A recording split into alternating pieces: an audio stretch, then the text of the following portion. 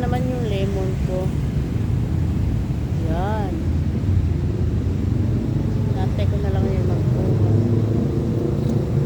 Yan, dragon fruit.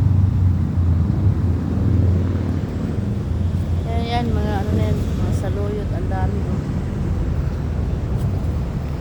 Tingnan mo to guys. Oh. Kalamansi. Yan yung liit oh. Yan oh. Yan, liit diba? Tingnan mo oh, nag-ano na yun, natumba na yung lupati ko. Yan pa oh. Ito naman yung red guava.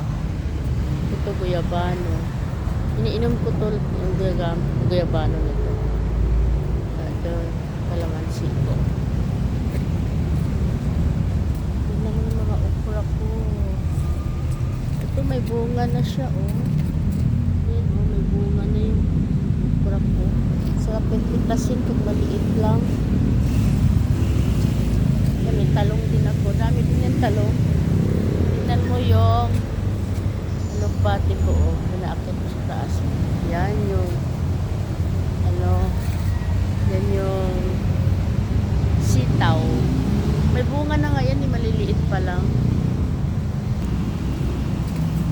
Ito yung butterfly plants ko. Oh. Yan. Ang kailangan lang kasi sa butterfly pag medyo ano na yung ugat niya ay yung ano niya tangkay ito medyo ano na old na kailangan mong gupitin para mag ng panibago kasi pag hayaan mo lang siya wala maano yan siya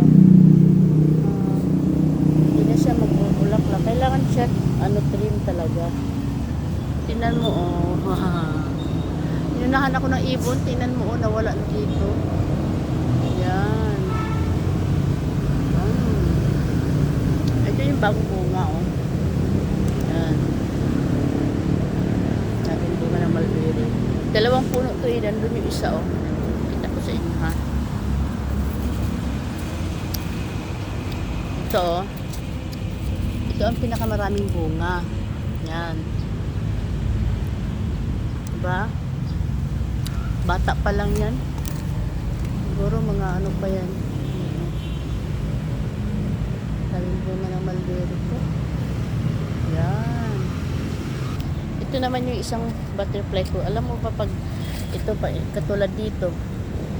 Ginugupit ko yan. Ginagawa ko siyang circle. Kaya tingnan mo. Kasi pagka tinitrim mo yung butterfly plants, sasanga siya ulit. Tapos magiging panibago. Ang dami niyang bulaklak. Kasi pag hinayaan mo siya, hindi mo siya ginugupitan, hindi mo siya tinitrim, magiging talaga siya, parang matanda na siya, wala na siyang dahon.